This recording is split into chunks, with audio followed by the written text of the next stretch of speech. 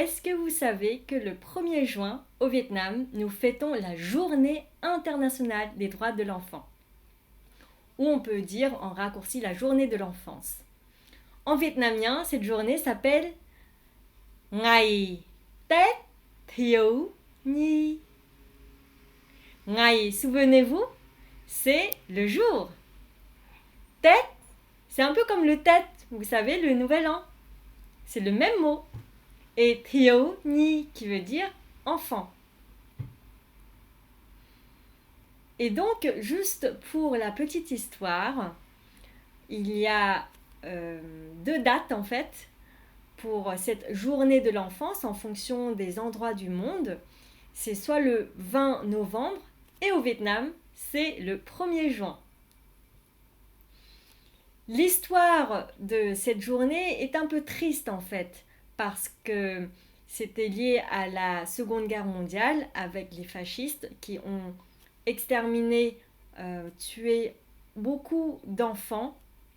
Et pour commémorer justement ces enfants-là et aussi rappeler aux adultes la responsabilité de les protéger, de protéger nos enfants, de les éduquer, de prendre soin de nos enfants. C'est pour ça que la Fédération internationale des femmes ont décidé d'avoir une journée pour vraiment penser et fêter ces droits pour l'enfance. Et donc, à partir de 1950, le Vietnam a fêté en fait cette journée-là, donc le 1er juin. Et d'ailleurs, savez-vous que le Vietnam est d'ailleurs le premier pays asiatique à signer la Convention des droits pour les enfants. Et donc, autour de cette période-là, au Vietnam, il y a beaucoup d'événements, des fêtes pour que les enfants puissent venir s'amuser, accompagnés de leurs proches. On les offre aussi plein de cadeaux. C'est vraiment, c'est la fête pour les enfants, quoi. C'est presque comme aussi, Noël ou... là, les enfants, vraiment, ils sont très, très gâtés. Et on les souhaite en fait de bonnes choses, d'être sages, de grandir, d'être bien, intelligent, la réussite, etc. Et donc, comment est-ce qu'on dit « Je te souhaite à toi », donc en s'adressant justement à l'enfant en question, une bonne journée d'enfance joyeuse, par exemple. Donc, nous avons déjà vu, la dernière fois avec bonne fête maman. Donc comment est-ce qu'on pourrait le dire en gardant la même syntaxe. Donc en fait en vietnamien ça va donner chúc cháu một Tết thiếu nhi vui vẻ. Ah, ça fait beaucoup. C'est ok, on va aller regarder ça petit à petit. Dans la syntaxe, nous avons toujours la même chose. Au départ, on commence par chúc, donc à souhaiter, mais on souhaite qui? La dernière fois, on avait vu, on souhaite la maman ou la personne. Donc, on va donner en fait le pronom de la personne qu'on souhaite cette chose-là. Donc, ici, c'est le petit ou la petite, l'enfant. Et comme en tant qu'adulte, on va dire plutôt ciao. Donc, ça, c'est le rang, par exemple, des grands-parents. Ça peut être aussi le renvoi des personnes qui ont l'âge des parents, qui vont dire ça. Donc c'est ciao. Et si jamais en fait c'est maman ou papa, les parents qui disent, c'est plutôt con, qui désigne en fait l'enfant. Souvenez-vous des pronoms. L'occasion pour appliquer et réviser. Donc, si c'est une personne extérieure qui dit ça, donc on va dire chúc cháu. Et pour dire une fête de l'enfance, c'est một. Một, c'est un. Et journée de l'enfance, c'est en vietnamien, on dit Tết Thiếu Nhi. Avec Tết, ici, qui désigne la fête, comme le Tết, le Nouvel An, et Thiếu Nhi, qui est l'enfant, les enfants. Et à la fin, on termine par l'adjectif de joyeux. Vui vẻ.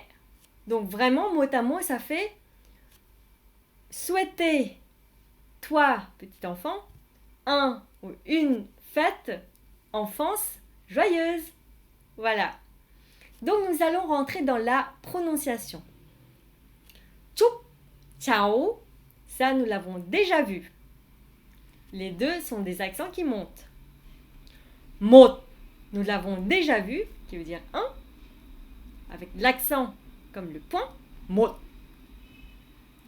Le tête, tête, qui veut dire en fait aussi le nouvel an, mais qui est un mot pour désigner en général plutôt une fête, une grande fête. Donc tête, nous avons un accent qui monte, tête.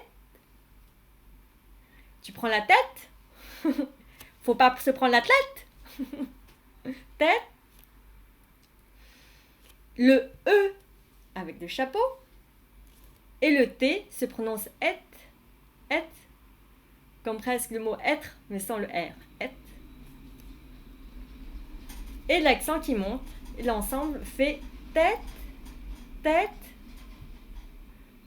Ben, mémotechnique, pendant les fêtes, ne fais pas la tête. Après, nous avons Thiếu Nhi.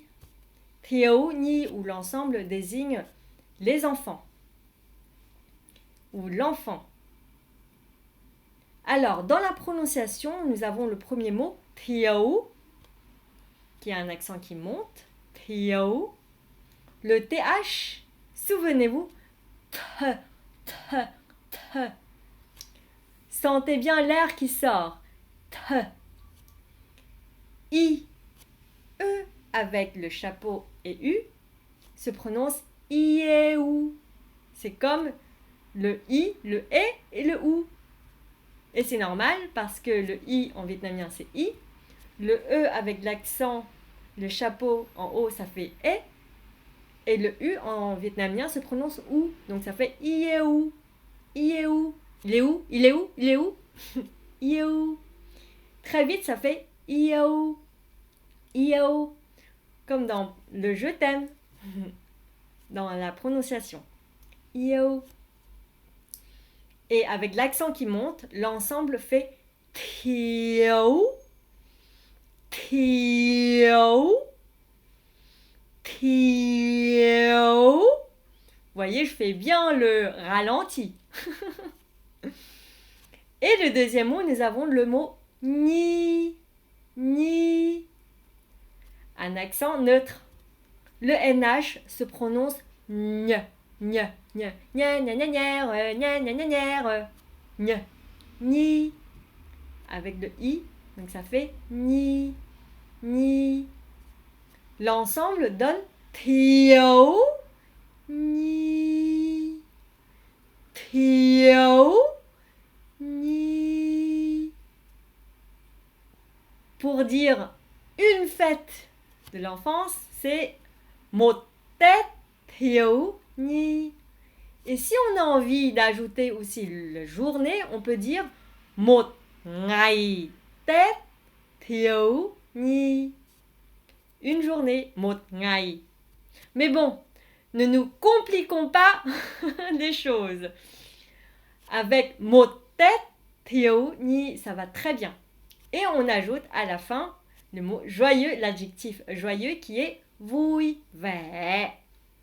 Vui vẻ. Récapitulons. Donc pour dire à un enfant, et surtout lorsque on est un adulte, qu'on le dit, un enfant, on va dire Chúc cháu một Tết thiếu nhi vui vẻ. Si je suis le parent qui va dire ça, je peux dire Chúc con một Tết thiếu nhi vui vẻ. Le con, en fait, c'est vraiment le mot qui désigne l'enfant par rapport aux parents. le parent va appeler son enfant con. C-O-N. Bon, 3 petits points, c'est pas con, hein, mais c'est con. Nous l'avons déjà vu. Et si je suis par exemple l'âge d'une grande sœur ou d'un grand frère qui dit ça à cet enfant, eh bien je peux dire chúc em một Tết thiếu nhi vui vẻ. Et voilà, c'est tout pour le cours d'aujourd'hui. Je vous dis à très bientôt. Tạm biệt. Bye bye. Au revoir.